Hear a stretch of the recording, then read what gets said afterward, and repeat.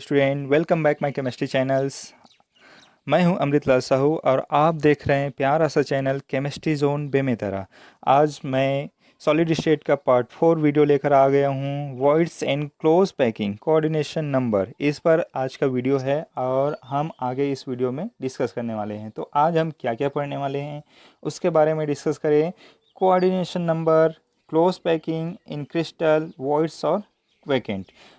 हमने last class में general information देख चुके हैं बच्चों, तो हम यहाँ पर इनके बारे में और अच्छे से स्टडी करने वाले हैं। और ये वीडियो बहुत ही इम्पोर्टेंट है, कोऑर्डिनेशन नंबर और क्लोज पैकिंग के ऊपर बना हुआ है, जो कि हमें वैकेंट निकालने में भी बहुत ज़्यादा हेल्पफुल है। हमें इस वीडियो से बहुत सारी चीज़ें, नॉलेज की चीज़ें जानने को मिलेगा और आपको कॉम्पिटिटिव एग्ज़ाम के लिए भी बहुत ज़्यादा हेल्पफुल है। तो आप इस वीडियो में अगर नए हैं तो आप प्लीज़ इस चैनल को सब्सक्राइब कर लीजिए, बेल आइकन को दबा लीजिए ताकि आपको रेगुलर अपडेट्स मिलते रहे। चलिए बच्चों, हम आगे पढ़ते हैं। पेन कॉपी लेकर रेडी हो जाइए। फर्स्ट है कोऑर्डिनेशन नंबर। कोऑर्डिनेशन नंबर होता क्या है?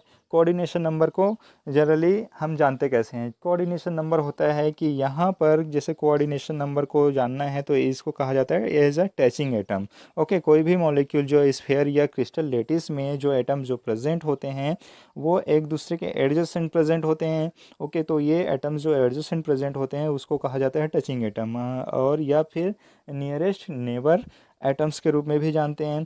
और इनकी जो इफेक्टिव है वो क्या होता है? हाई प्रेशर इंक्रीज होने पर ओके, कोऑर्डिनेशन जो होती है वो क्या होता है?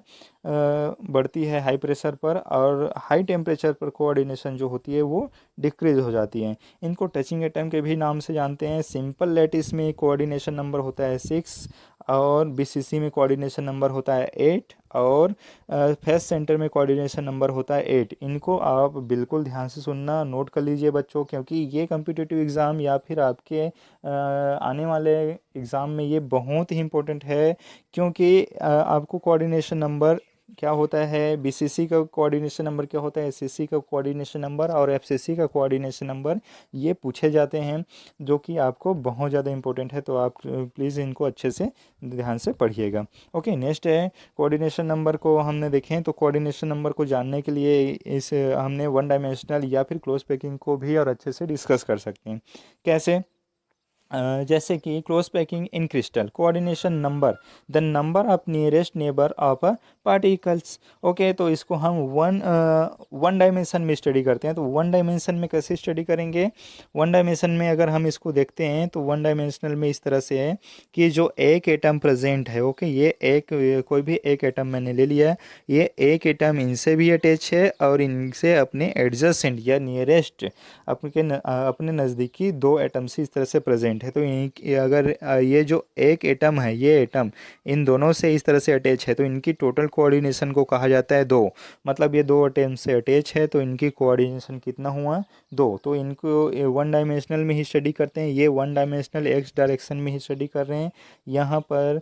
और इनकी जो वन डायमेंशनल में अगर हम कोऑर्डिनेशन की डिस्कस करें तो 2 ही आता है बच्चों। ओके, आपको समझ आ गया होगा। इन चीज़ों को ध्यान से पढ़ना कि ये कोऑर्डिनेशन कैसे पहचाने जा रहे हैं। इसी से हमारे क्लोज पैकिंग और क्रिस्टल और वैकेंट और वॉइड्स, ये सारी चीज़ों को जानने में हेल्पफुल होगा। ओके, तो नेक्स्ट है second, close packing in 2 dimension. 2 dimension में क्लोज पैकिंग को हम कैसे डिस्कस करें? उससे पहले क्लोज पैकिंग 2 डायमेंशन की या 2D की जो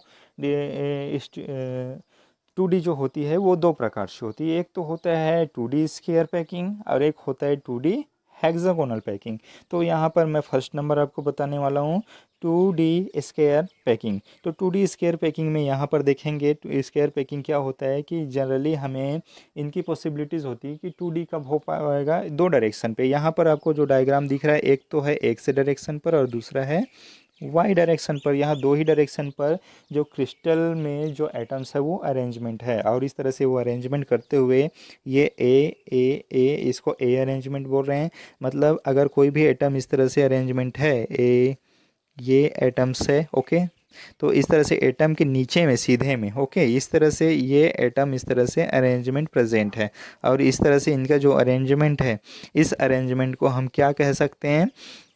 एक तो एक्स डायरेक्शन पर और एक होता है वाई डायरेक्शन पर। दो डायरेक्शन पे अरेंजमेंट है। अगर मैं किसी एक एटम को भी लेता हूँ, जैसे कि कोई एक एटम को लेता हूँ, देखना इस एटम को देखता हूँ तो यहाँ ये किससे अटैच है, ये अपने नियरेस्ट नंबर ये एटम से, ये नियरेस्ट नंबर ये एटम से, ये नियरेस्ट नंबर ये एटम से, और ये नियरेस्ट नंबर ये वाले एटम से इस तरह से अटैच है। तो ये चार एटमों से अटैच है, और चार एटम से अटैच होने के कारण अगर मैं इसको ज्वाइन करूँ तो ये एक प्रकार से यहाँ पर स्क्वायर का बनता है। तो इसको कहा जाता है स्क्वायर पैकिंग।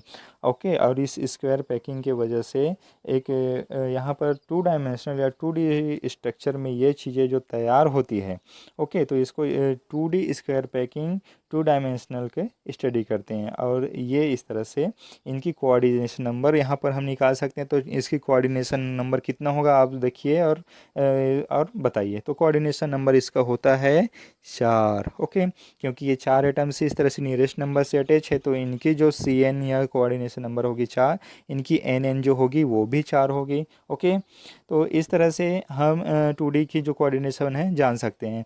अभी हमने जस्ट बताया कि यहाँ पर 2 टाइप होता है, 2D स्क्वायर पैकिंग और 2D हेक्सागोनल पैकिंग, और यही स्ट्रक्चर अभी हमने देखें। ओके, तो इनकी कोऑर्डिनेशन नंबर होती है 4। तो ये जो होती है, नेक्स्ट है हमारा 2D हेक्सागोनल। इसके बारे में डिस्कस करें। 2D हेक्सागोनल जैसे कि 2D हेक्सागोनल ये बहुत इंपॉर्टेंट डायग्राम है, और 2D हेक्सागोनल क्लोज पैकिंग की बात हर एक जगह पे होगी। ये वाला डायग्राम आप ध्यान से देखना बच्चों, और इस डायग्राम को देखकर अच्छे से समझ जाओ, याद कर लो।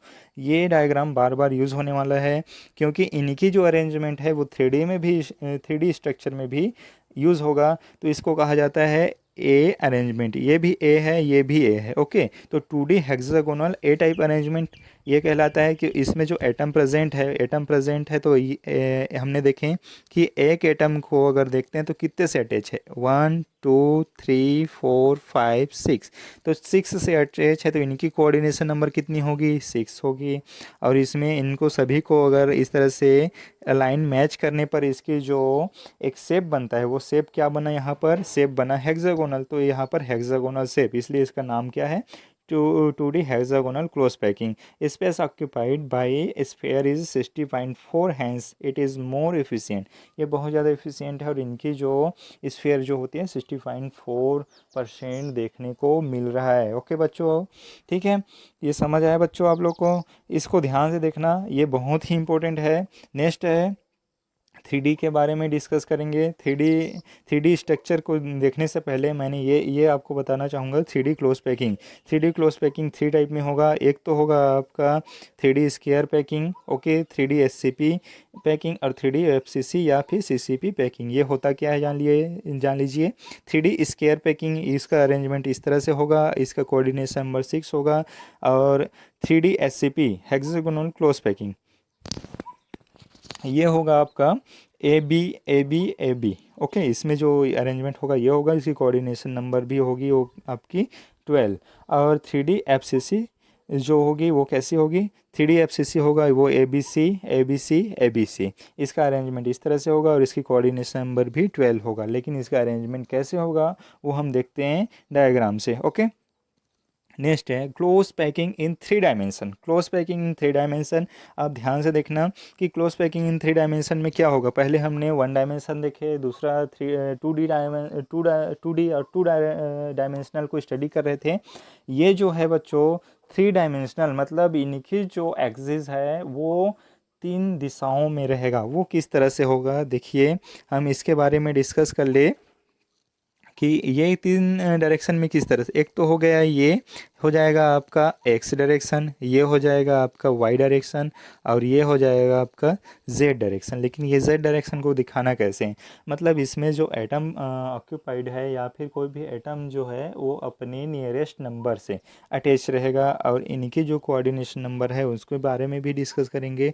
लेकिन ये 3D स्क्वायर पैकिंग बनाता कैसे है, तो 3D स्क्वायर पैकिंग को देखेंगे मैं, और सिंपल तरीके से बताने की कोशिश करूँगा। ध्यान से देखना कि यहाँ पर अगर एक डायग्राम बनाता हूँ, ध्यान से देखना, सिंपल सा बनाने की कोशिश करता हूँ। ठीक है बच्चों,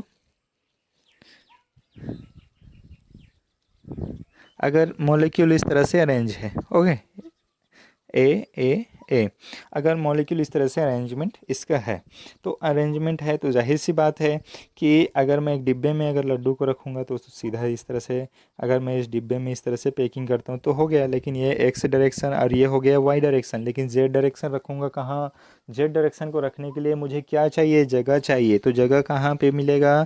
मुझे इसके ऊपर ही अरेंजमेंट करूँगा, यहाँ पर 1 2 3 इस तरह से इसके ऊपर ही अरेंजमेंट करूँगा। और ये ऊपर कहाँ पर है? ये ऊपर जो है आपकी दिशा में है। आप जहाँ देख रहे हो वीडियो को, जिस तरह से देख रहे हो, ये आपकी डायरेक्शन पे है। ओके, ये आपकी डायरेक्शन पर ये जेड एक्सिस प्रेजेंट है, और जेड एक्सिस इस तरह से यहाँ पर प्रेजेंट है, और यही आपका 3D या 3 डायमेंशनल कहलाएगा। ओके, एक तो एक्स और ये वाई और ये हो जाएगा जेड, जो कि आपकी डायरेक्शन पे है। तो आप इनको इस डायग्राम को देखेंगे कि यहाँ पर इस तरह से जो एटम जो है अरेंजमेंट है, और यहाँ पर एक प्रकार से क्या बना रहा है? Square packing. और इसके स्क्वायर है मतलब इसकी कोऑर्डिनेशन नंबर कितनी हो सकती है? कर सकते हैं। नेक्स्ट है आपका क्लोज पैकिंग। अभी हमने इसको देखें, इसकी कोऑर्डिनेशन नंबर 6 होती है। या फिर इनके डायग्राम के लिए हम किसको लेते हैं? एसएपी पैकिंग को, ए बी। तो क्लोज पैक्ड स्ट्रक्चर अभी मैं बात कर रहा था, जैसे कि square close packing in 2D में ये जो स्ट्रक्चर है, और उसी को 3D में भी अरेंजमेंट करते हैं। तो 3D में कौन सा स्ट्रक्चर करते हैं? ए पैटर्न में ए बी पैटर्न में भी अरेंजमेंट इसी को यूज़ करते हैं। हेक्सागोनल क्लोज पैकिंग को यूज़ करते हैं 2D में, जो प्रेजेंट है उसको 3D में यूज़ करते हैं। बच्चों ध्यान से देखना, ए बी टाइप में, और A B C A type में इसको अरेंजमेंट करते हैं। इसका अरेंजमेंट इस तरह से रहता है। मैंने बताया आपको कि इसका अरेंजमेंट क्या है, कि ये 1 2 और उनके बीच में ये वाला जो एटम है वो है। फिर जो आपका नेक्स्ट लेयर जो है फिर से फर्स्ट लेयर की तरह रहेगा। तो यहाँ पर इसका यूज़ इस तरह से करते हैं, और यहाँ पर 2D हेक्सागोनल पैकिंग का इस्तेमाल करके स्टडी करते हैं। नेक्स्ट देखेंगे वॉइड्स, स्पेस और होल्स। हम यहाँ पर टेट्राहेड्रल और एक है ऑक्टाहेड्रल, दो प्रकार से वॉइड स्टडी करने वाले हैं। ये वॉइड्स कहाँ निकलते हैं? ये वॉइड्स निकलते हैं 3D स्ट्रक्चर में। और इसको जानने से पहले हम ये जान ले कि वॉइड्स होता क्या है। आपके मन में ये सवाल आ रहा होगा कि वॉइड्स होता क्या है। ओके, तो वॉइड्स को आप पहले जान ले, वॉइड्स को क्लियर कर ले, वॉइड्स क्या है। ओके, तो वॉइड्स को पढ़ते हैं, चलिए। वॉइड्स और स्पेस और होल्स, एम्प्टी और वैकेंट। एम्प्टी और vacant space present between sphere of unit cell is called void. ये जो वॉइड्स होते हैं, कोई भी जैसे कि स्फेयर है, जैसे कि कोई भी स्फेयर है वहाँ पर प्रेजेंट होते हैं, तो इसको कहा जाता है वॉइड्स। तो जैसे कि मैं एक छोटे से डिब्बा लेता हूँ, इस डिब्बे में आपको मैं कोई भी लड्डू अरेंजमेंट करने के लिए बोलता हूँ। इस तरह से आपने लड्डू को इस तरह से अरेंजमेंट किए। ओके, अब ये डिब्बा भर गया। अब डिब्बा भर गया तो यहाँ पे बचा क्या बच्चों? बचा क्या? यहाँ पर ये जगह, ये खाली जगह बचा। जैसे ये ग्रीन कलर में जो मैं शो कर रहा हूँ ना, ये खाली जगह बचा। ये खाली जगह को क्या कहेंगे? ये खाली जगह को कहते हैं वॉइड्स।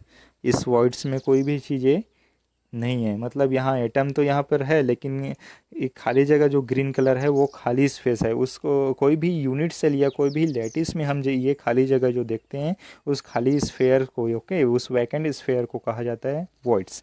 जैसे यहाँ पर हम डायग्राम में और देखते हैं कि कोई भी अगर मैं 3 गेंद लेता हूँ, 3 गेंद को इस तरह से अरेंजमेंट करता हूँ। ओके, 3 गेंद लिए, 3 गेंद को इस तरह से अरेंजमेंट किए। 3 गेंद को अरेंजमेंट करने के बाद हमने 1 2 और 3 तीनों गेंद इस तरह से अरेंजमेंट किए, लेकिन बीच में जो खाली स्पेस जो दिखा ये वाला, ये खाली स्पेस क्या कहलाएगा? वॉइड कहलाएगा। और अंदर भी एक एटम प्रेजेंट होते हैं जो कि इस वॉइड से देखने पर हमें दिखाई देगा, और वॉइड से उनका सिर बस दिखाई देगा, वो तो कंप्लीट दिखाई नहीं देता है। और इसके वजह से एक यहाँ पर स्ट्रक्चर क्रिएट होता है, उस स्ट्रक्चर को कहा जाता है टेट्राहेड्रल वॉइड्स। उस स्ट्रक्चर का नाम क्या है? Tetrahedral voids. जिसको एक टेट्राहेड्रॉन, यहाँ पर एक स्ट्रक्चर बनता है जो कि यहाँ पर दिख रहा है, ये वाला स्ट्रक्चर यहाँ पे बनता है। तो नीचे एक एटम है, और ऊपर की ओर आपको दिख रहा है 3 एटम। तो इस 4 एटम के अटैच से बीच में जो खाली स्पेस जो बनता है, उसको कहा जाता है टेट्राहेड्रल वॉइड, और ये टेट्राहेड्रल वॉइड कहलाता है। ओके, तो यहाँ पर वॉइड भी दो प्रकार से होते हैं, एक टेट्राहेड्रल और एक होता है ऑक्टाहेड्रल। और देखें, यहाँ पर प्लेसिंग सेकेंड लेयर, यहाँ पर ये इस 2D हेक्सागोनल स्ट्रक्चर को लेने पर जो प्लेसिंग सेकेंड लेयर है वो देखेंगे, ये वाला लेयर है। और इन दोनों लेयर के बीच में 1 और 2, इन लेयर के बीच में यहाँ पर एक एटम इस तरह से इन दोनों के बीच में रखें, 1 2 इनके बीच में ये एटम को इस तरह से रखें, इस एटम को इस तरह से रखें। तो इस एटम को ऐसे रखने पर, इस तरह से यहाँ पर रखने पर इस तरह से अटैच होता है। तो यहाँ पर हम देखते हैं कि ये टेट्राहेड्रल वॉइड्स बनता कैसे है। टेट्राहेड्रल वॉइड्स की अगर डिस्कस करें तो टेट्राहेड्रल वॉइड्स यहाँ पर इस तरह से बनेगा कि ये सबसे पहले 2D हेक्सागोनल को इस तरह से अरेंजमेंट किए, 2D हेक्सागोनल को अरेंजमेंट तो कर दिए। अब अरेंजमेंट करने के बाद जो यहाँ पर टी स्ट्रक्चर आपको दिखाई दे रहा है, टी स्ट्रक्चर जिसको अभी हमने गेंद वाले स्ट्रक्चर को अभी देखे कि एक गेंद को यहाँ पर हम रखते हैं, ओके, एक गेंद को यहाँ पर रखे और एक गेंद को ऐसे, एक गेंद को इस तरह से, बीच में जो स्ट्रक्चर बनता है वो वहाँ पे एक मॉलिक्यूल और प्रेजेंट है। और मॉलिक्यूल कैसे प्रेजेंट है, इस तरह से एक नीचे और गेंद प्रेजेंट है, और उस गेंद को हम ऊपर से देखेंगे तो केवल उसका सिर दिखाई देगा। और वही जो है यहाँ पर एक टेट्राहेड्रल स्ट्रक्चर बनाते हैं, और वो उसको टी से यहाँ पर शो किया गया है। मतलब जहाँ जहाँ भी टी है यहाँ पर, ओके, इस जहाँ पर भी टी है तो इस तरह से स्ट्रक्चर बनता है, और उसको कहा जाता है, इस टी को टेट्राहेड्रल वॉइड्स के नाम से जानते हैं। ओके बच्चों, तो इसको आपको समझ गए होंगे कि टेट्राहेड्रल कैसे बनता है। आप जब भी 3 गेंद लेंगे, 3 गेंद लेने के बाद आप नीचे देखेंगे खाली जगह, नीचे भी एक एटम प्रेजेंट है तो उसका केवल सिर बस दिखाई देगा, पूरा कंप्लीट दिखाई नहीं देगा। तो वही चीज़ें यहाँ पे हमारा क्या कहलाएगा, टेट्राहेड्रल। ओके, तो ये टेट्राहेड्रल वॉइड्स का क्रिएट करते हैं। ऑक्टाहेड्रल होता क्या है, हम ऑक्टाहेड्रल को पहचाने। वॉट ऑक्टाहेड्रल को जानने के लिए सबसे पहले हम डिस्कस करें यहाँ पर, एक तो हो गया टेट्राहेड्रल। ओके, ये टेट्राहेड्रल इस तरह से बना लिए, 1 2 3 ये स्ट्रक्चर, और नीचे जो यहाँ ग्रीन कलर दिखाई दे रहा है वो एटम, तो इस तरह टेट्राहेड्रल बन गया। ऑक्टाहेड्रल कैसे बनेगा, एक एटम यहाँ पर है, एक एटम यहाँ पर है, एक एटम यहाँ पर है, एक एटम यहाँ पर है, 3 एटम इस तरह से है। और इसके ऊपर पे एक एटम यहाँ पर इस तरह से रखा हुआ है, एक एटम यहाँ पर इस तरह से, एक एटम यहाँ पर, और इनको जोड़ने पर इस तरह से ऊपर बनता है। मतलब ये एटम, ये एटम और ये एटम। तो यहाँ पर टोटल बीच में जो 6 एटम्स के बीच में जो वैकेंट या खाली जगह जो बनता है, उस खाली जगह को क्या कहा जाता है, इस खाली जगह को कहा जाता है ऑक्टाहेड्रल वॉइड्स। और ये बनाता है एक स्टार शेप। अगर मैं इसको डिस्कस करूं तो इस तरह से एक स्टार शेप भी बनता है, सेम जैसे आपको दिखाई दे रहा है। ये इस तरह से ये एक स्टार शेप का फॉर्मेशन करता है, और ये खाली जगह को कहते हैं ऑक्टाहेड्रल। और ये ऑक्टाहेड्रल वॉइड्स इस तरह से बना। ओके, तो ये ऑक्टाहेड्रल वॉइड्स होता है। आप यहाँ पे और देख सकते हैं, तो ये octahedral hole surrounded by 6 sphere, ये 6 स्फीयर के बीच में लोकेटेड प्रेजेंट होते हैं। तो ये स्फीयर इस तरह से होंगे, ये भी ये इस तरह से बनता है, स्टार शेप में बनता है। और इनके जो आर वॉइड्स होती हैं वो इस तरह से इसकी स्फीयर हम देख सकते हैं। ओके, जाहिर सी बात है कि अगर हम यहाँ पर 3 एटम में टेट्राहेड्रल निकाल रहे हैं और उसके ऊपर और 3 एटम के अगर स्टडी करें, 6 एटम की स्फीयर से ऑक्टाहेड्रल वॉइड्स बनता है। और ये कहाँ पे रहते हैं, ये बीसीसी में भी देखने को मिलेगा और बाकी मॉलिक्यूल में भी देखने को मिलेगा। और ये डायग्राम यहाँ पर एससीपी है, हेक्सागोनल क्लोज पैकिंग में भी बनता है, एफसीसी में भी बनता है, क्यूबिक में हम इसको स्टडी कर सकते हैं। तो यहाँ पर ये हेक्सागोनल क्लोज पैकिंग ये वाला, तो हेक्सागोनल क्लोज पैकिंग के पास इस तरह से जो एटम प्रेजेंट है, तो 6 एटम यहाँ पर रहते हैं, बीच में जो 3 एटम हो वो दिखाई नहीं देते हैं। लेकिन इसके ऊपर में भी क्या होंगे, जाहिर सी बात है, बीच में जो फेस सेंटर है उससे ये जुड़ा हुआ है, तो ऊपर भी 3 एटम प्रेजेंट होगा। तो यहाँ पर इसकी कोऑर्डिनेशन नंबर निकल जाती है 12। ओके, 6 7 8 9 10 और ऊपर 3 और। ओके, तो इनकी जो कोऑर्डिनेशन नंबर जो होती है वो 12 निकलती है। तो दोनों में इसकी कोऑर्डिनेशन 12 है। कुछ समरी देख लें, coordination number, close packing and voids, इनकी हम कुछ समरी के बारे में डिस्कस करें तो समरी क्या होता है, देखिए एक छोटा सा यहाँ पर टेबुलेशन किया गया है। तो इस टेबुलेशन में सबसे पहले देखेंगे crystal system, rank of atom और relation between A and R. A means होता है volume and R means radius, packing efficiency, percentage of voids. यहाँ पर जो परसेंटेज ऑफ ये वॉइड्स के लिए दिया गया है, ये वाला वॉइड कितना परसेंट यहाँ पे रहता है। तो सबसे पहले सिंपल क्यूबिक के लिए देखें। सिंपल क्यूबिक में हम आपको पता है हमने रैंक निकाले थे पहले, तो इनका रैंक कितना होता है बच्चों 1। ओके, लास्ट वीडियो में आप इसको देख लीजिए। जो बच्चे इनको पहली बार इस वीडियो को विज़िट कर रहे हैं, कृपया आप लास्ट वीडियो जो बनाया था इनके ऊपर मैं बनाया हूँ, एसएससी बीसीसी एफसीसी, इनमें रैंक निकालने की सारी सिस्टम दिया गया है, उनके बारे में सारा चीज़ प्रेजेंट है। तो आप अच्छे से उनको देख लीजिए, फिर ये चीज़ें आपको अच्छे से समझ आ जाएगा। ओके, तो 2R इज इक्वल टू ये होता है। ओके, ए, और 52% इसका पैकिंग एफिशिएंसी होता है, और इनमें जो वाइड होगा खाली जगह वो होगा 48%। ओके, 100 माइनस 52 तो 48%। ओके, बीसीसी में कितना होता है ओनली 2, और इनकी जो रिलेशन होती है R is equal to √3a/4 और A is equal to 4R/√3। 68% इनकी पैकिंग एफिशिएंसी निकला बच्चों, और इनमें जो वॉइड होता है वो 32% बच्चों। ओके, ये आप लोग को पता होगा, ये बहुत इंपॉर्टेंट चीज़ें हैं, ये आपको कम्पिटिटिव एग्ज़ाम में काम आने वाला है। तो इन चीज़ों को अच्छे से पढ़ना, ये 1 मार्क क्वेश्चन में भी काम आता है। एफसीसी जो मोर एफिशिएंट है, मोर ऑक्यूपाइड होती है, इनमें जो 4 एटम इसकी रैंक है, और इनकी जो रिलेशन होती है R is equal to √2a/4 और A is equal to 4R/√2। यह 74 इनकी परसेंटेज है। और इनमें जो वैकेंट की बात करें तो वैकेंट जो कितना है 2600 में माइनस 74, 26% इनकी जो है परसेंटेज है। तो इतने सारे ये हम कुछ समरी देखें, लास्ट वीडियो का भी है और अभी काम आने वाला है। तो ये हमारे क्लोज पैकिंग और वॉइड्स को क्लियर करती हैं। ये सारी जो चीज़ें हैं कोऑर्डिनेशन को क्लियर करती हैं। और अच्छे से इनको स्टडी करने के लिए आप एनसीईआरटी की बुक का हेल्प लीजिए। एनसीईआरटी की बुक खोल के देखिए और अच्छे से पढ़िए बच्चों, इनको नोट्स बनाइए, कंटिन्यू लिखिए, तो ये चीज़ें आपको ज़्यादा समझ आने वाली है।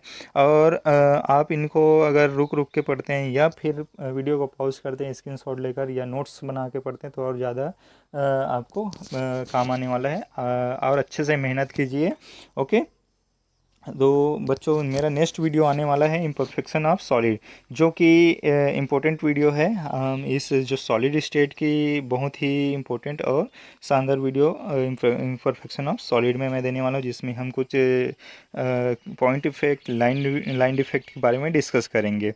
ओके बच्चों, thank you for watching. Okay, जो भी इस चैनल में नए हैं कृपया मेरे चैनल को सब्सक्राइब कर लीजिए, और एक लाइक तो बनता है बच्चों, बेल आइकन को दबा दीजिए ताकि आपको रेगुलर अपडेट मिलता रहे। Okay, thank you very much, stay at home, stay safe. Okay, thank you very much.